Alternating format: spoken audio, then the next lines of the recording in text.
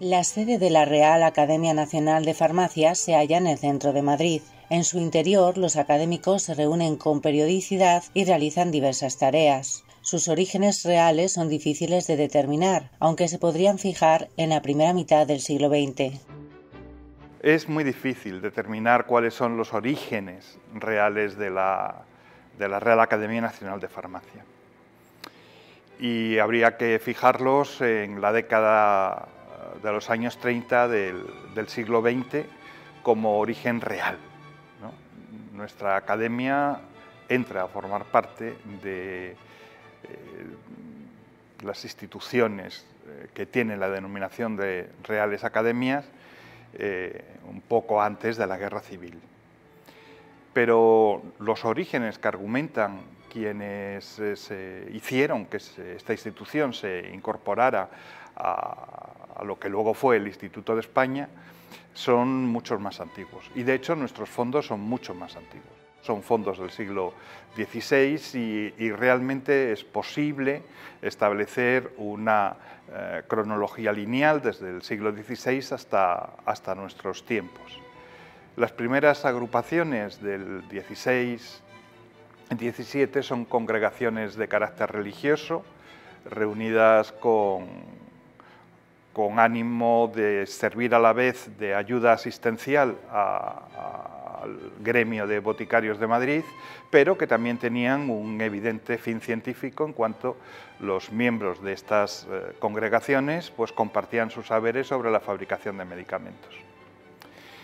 En el siglo XVIII y al albur de las nuevas teorías de cambio de régimen, la entrada de la corona de Borbón a nuestro país, pues la Real Academia cambia esa antigua consideración de agrupación gremial por la de colegio profesional y se convierte en un colegio profesional de boticarios donde la mayor parte son madrileños, pero también hay boticarios de otros territorios peninsulares a los que ya llaman correspondientes.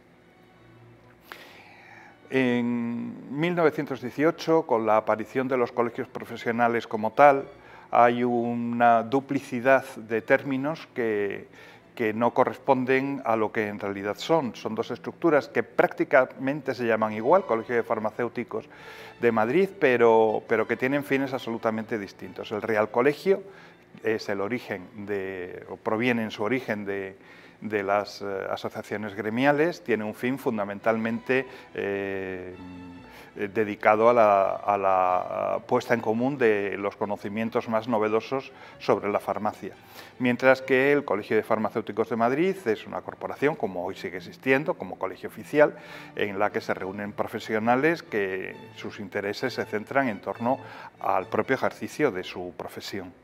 Y esto hace que haya un cambio en la denominación. Ese antiguo Real Colegio de Boticarios pasa a denominarse, en principio, Real Academia Española de Farmacia, pero por algunos problemas con el uso del término español por parte de la Academia de la Lengua, que veía mucha similitud entre Real Academia Española de Farmacia y Real Academia Española de la Lengua, pues pasa a ser Real Academia de Farmacia, y así nos hemos mantenido hasta el día de hoy. La primera vez que tenemos una reglamentación donde aparece estrictamente el nombre de Real Academia es de los años 30 del siglo XX, pero nuestros orígenes se remontan al siglo XVI, si se quiere establecer ese origen gremial, o a la creación del Colegio de Farmacéuticos en el XVIII, si se quiere mantener ese otro origen más próximo a otras academias que también forman parte del Instituto de España.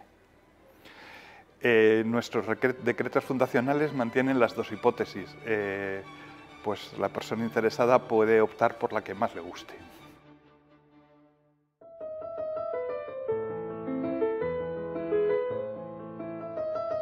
La Real Academia Nacional de Farmacia está compuesta por 50 miembros, de los cuales 38 pertenecen a licenciatura, grado y doctorado en farmacia, y los otros 12 lo son en ciencias afines, es decir, desde la historia o la legislación hasta la medicina o cualquier otra disciplina que pueda ayudar a comprender mejor la esencia de la academia, que es el complejo mundo del medicamento.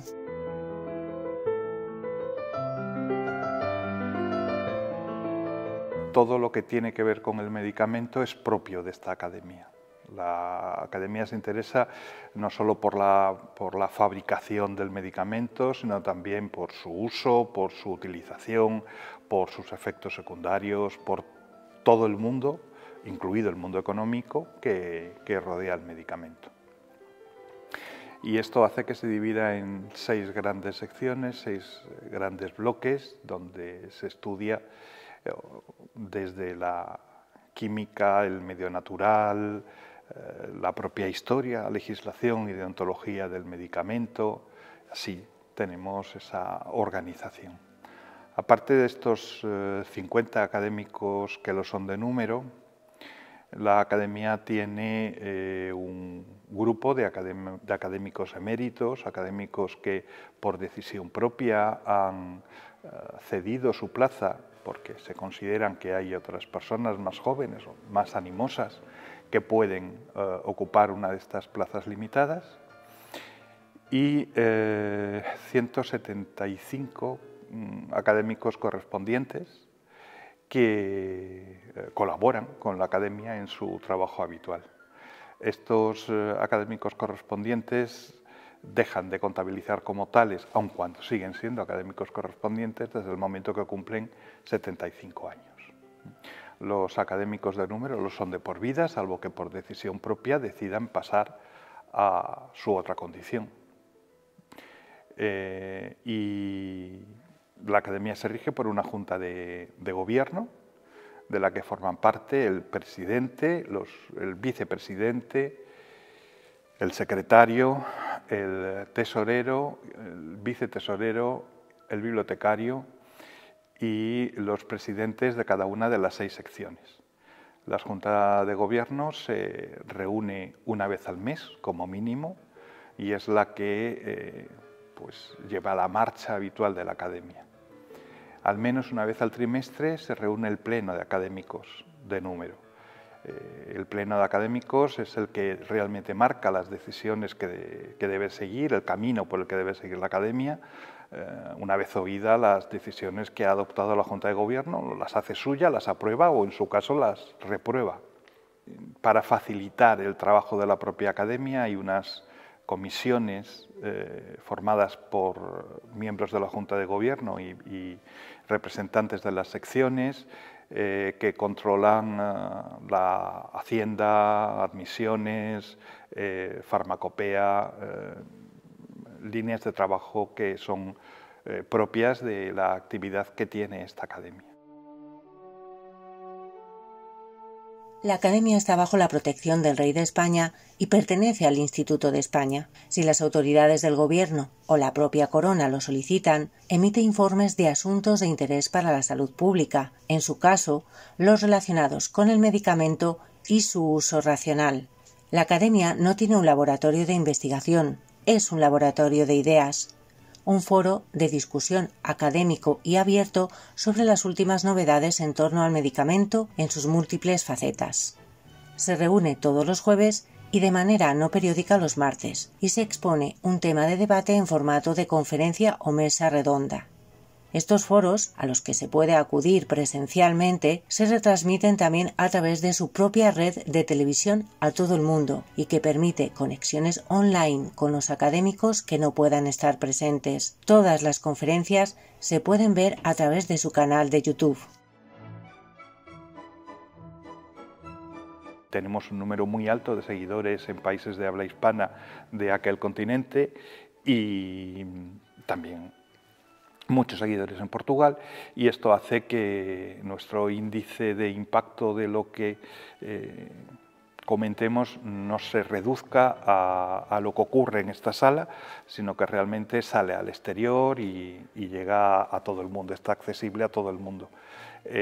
Nos consta que muchas de nuestras conferencias han sido usadas con fines docentes por universidades de muy diversos países, y eso en el fondo pues es una sensación muy placentera, porque te das cuenta de que no queda encerrado en las paredes de este edificio, sino que esa información se distribuye a todo el mundo.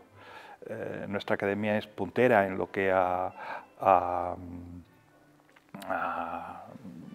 redes se refiere. Tenemos conexión con Twitter, con Facebook, con Instagram, con todas las redes, y retransmitimos esa información. Además, semanalmente emitimos un noticiero académico en el que se recoge la actividad de la academia durante la semana anterior y se perfila la actividad de la academia para la semana en que se emite el noticiero, que se emite los lunes, ¿no? Se emite ese noticiero a todas las personas que están suscritas, que es un número muy alto de personas que reciben esa información, entre ellas, por ejemplo, todas las academias del Instituto de España. Además de estas actividades, tenemos también cursos que realiza la propia academia, o realizan sus académicos, en la mayor parte de los casos gracias a convenios que se han firmado con empresas farmacéuticas que nos ayudan en la financiación de esta casa a través de un sistema de cátedras. Esas cátedras, que suelen llevar el nombre de la empresa que la subvenciona, organizan también sus propias sesiones, que también son públicas y en las que también hay aportación de los académicos, y seminarios más amplios que pueden durar entre una semana o un mes, dirigidos a un público que puede seguirlos bien presencialmente, bien a través de la red, y que incluso tienen sistemas de evaluación que se pueden realizar a través de la red, porque tenemos mucha participación americana. Nuestra vinculación con los países de América Latina es grande y cada vez quiere ser mayor, porque creemos que es una buena forma, un buen sistema de extender nuestro ámbito cultural, no restringirlo solo a una sala, sino que llegue a cuantas más personas interesadas, pues mejor. El edificio donde se ubica la Real Academia de Farmacia es del siglo XIX, aunque se reestructuró en los años 40 del siglo XX. El lugar donde está era la antigua calle de San Juan, pero la presencia de este edificio hizo que cambiara el nombre y se conociera como calle de la Farmacia. La calle de la Farmacia no alude a la academia, sino que alude al uso anterior que tuvo este edificio. Este edificio fue facultad de farmacia, la primera facultad de farmacia que se estableció en 1845 y está muy próxima al paraninfo de la Universidad Central, de la Universidad de Madrid. El edificio es propiedad de los farmacéuticos, puesto que fue adquirido con fondos públicos para ser utilizado como centro de enseñanza universitaria, para formar profesionales farmacéuticos, bastantes mujeres, por cierto, antes de la Guerra Civil. Y cuando se trasladó la Universidad de Madrid a la ciudad universitaria, pues este edificio tuvo una reutilización. Se utilizó para asentar aquí la Real Academia de Farmacia, que en sus tiempos había estado en otras dependencias vinculadas al propio Colegio de Farmacéuticos de Madrid. Por tanto, se llevó a cabo una reestructuración interna, que es la que actualmente tiene, y se convirtió en lo que hoy es la Real Academia Nacional de Farmacia. El edificio es bien de interés cultural de la Comunidad de Madrid y eso tiene sus ventajas y también sus inconvenientes, porque la conservación es costosa, las condiciones de humedad, de temperatura, pues no siempre son las deseadas. Su ubicación está en el centro de la ciudad, lo cual pues tiene sus ventajas, pero también sus inconvenientes. Y en cualquier caso es la casa de los farmacéuticos. Lo fue desde que se levantó por primera vez en los años centrales del XIX y lo sigue siendo hoy, y esperemos que lo sea durante muchísimos años más.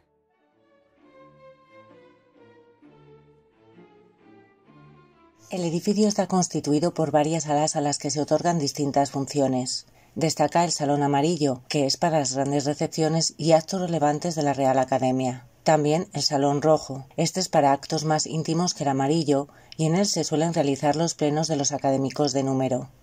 Tiene además una galería de retratos de los hombres y las mujeres que han presidido la institución desde que forma parte del Instituto de España.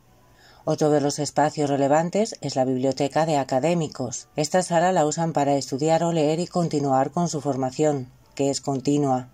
Alberga alrededor de 15.000 volúmenes, de los cuales unos 1.500 son piezas de fotografía, alrededor de 390 manuscritos y una amplia colección de textos anteriores a 1.600. Se trata de un fondo especializado con obras de botánica, farmacia, química y farmacopeas, y está destinado al estudio y preparación de medicamentos.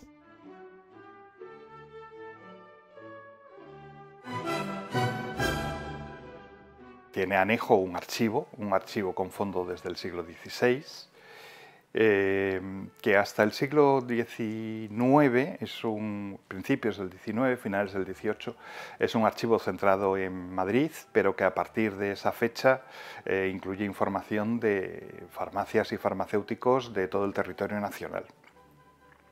El archivo, por supuesto, es único y de la colección de libros tenemos algunas farmacopeas, algunos ejemplares que también son únicos, algunas farmacopeas, como una farmacopea catalana, por ejemplo, de la que se conoce el ejemplar que se conserva aquí, y bueno, algunos libros del XVI que prácticamente son piezas únicas o dos ejemplares en el mundo.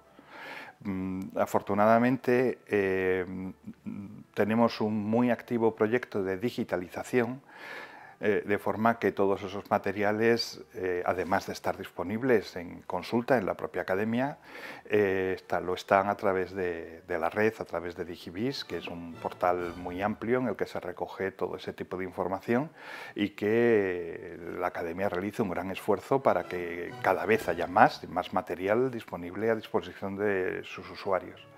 Eso hace que nuestra biblioteca virtual sea muy visitada, tanto por estudiosos de la historia como de la propia farmacia. Nuestro fondo es muy rico, pero también muy delicado, especialmente las encuadernaciones, las fotografías y algunos herbarios que conservamos. Eso hace que la academia desarrolle un programa de conservación y restauración. Hemos restaurado los herbarios que mantenía la casa, un herbario de finales del XVIII de Luis Ney, un herbario de principios del XIX de Rafael de León. Recientemente hemos restaurado una colección de fotografías de los farmacéuticos españoles en un magnífico álbum de Pérez Mínguez de mediados del siglo XIX. Y nuestro proyecto de restauración pues no decae, reencuadernamos continuamente y de hecho nuestra colección de encuadernaciones ya empieza a tener un peso específico porque en la Facultad de Documentación se ha realizado ya una tesis doctoral sobre las encuadernaciones de nuestra Real Academia Nacional de Farmacia junto con la de la Real Academia Nacional de Medicina de España. La biblioteca de la Real Academia Nacional de Farmacia es privada, pero sus fondos están abiertos al público y se pueden consultar en un espacio habilitado para ello. Es necesario concertar una cita previa. El horario es de lunes a jueves por la mañana y el jueves también por la tarde. El escudo de la academia, la medalla de la academia, está aprobada en el Boletín Oficial del Estado junto con nuestros estatutos y proviene de la antigua insignia del Colegio de Farmacéuticos de Madrid. Es una colmena en medio de un jardín con una inscripción que dice Medicamenta non mela. La traducción literal es el medicamento no es miel, pero realmente es un poquito más compleja, un poquito más rebuscada. El lema Medicamenta non mela se debe a José Ortega, un boticario del 18 que organizó en su rebotica lo que luego fue la Real Academia de Medicina y que era un amante de la obra de Plinio. Y cuando Plinio alude a que los medicamentos no son miel, lo hace en un sentido bastante más complejo que esa traducción literal. Él viene a decir que la colmena es un organismo donde todos trabajan de manera solidaria y que gracias a ese buen hacer baja desde el cielo las ayudas necesarias para el mantenimiento del cuerpo y del espíritu. Es una lectura más alambicada, más complicada que la simple traducción literal y bueno, pues es posible que él quisiera darle ese doble sentido en el momento de que en los años centrales del 18 pues estableciera ese lema.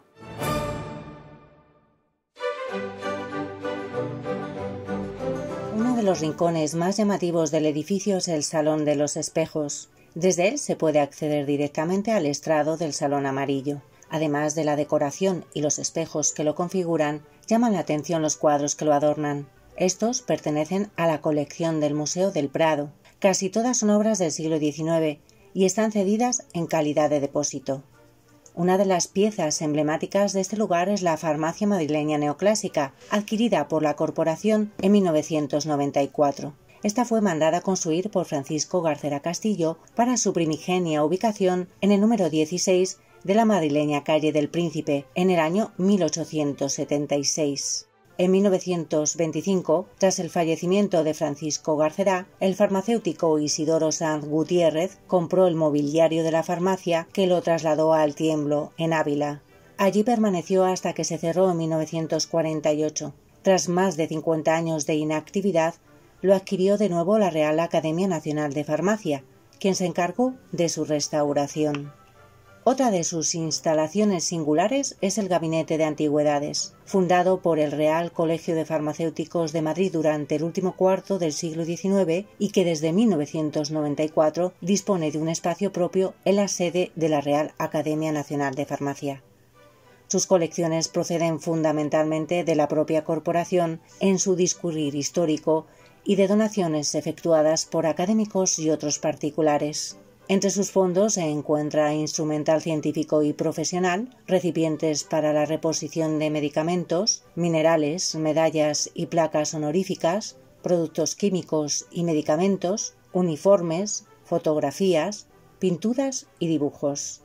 La sala de exposiciones permanentes se encuentra en la segunda planta, junto a la botica madrileña. A ella se accede por un pasillo, donde en 2010 se ubicó una galería con retratos de los académicos de número que han pertenecido a la corporación. También en 2010 se inauguró un espacio, la Sala Utagawa, donde se exhiben 577 grabados ukiyo-e, realizados entre los años 1760 y 1860. En ellos se recogen escenas de la vida popular japonesa y leyendas de la época Edo. La Academia pretende ser una ventana abierta a la sociedad, el instrumento que transmita, con el marchamo de la excelencia, una opinión crítica sobre la salud y el medicamento. Para ello utilizan desde conferencias y mesas redondas a publicaciones y cursos monográficos, y lo hacen desde los métodos clásicos a los más modernos.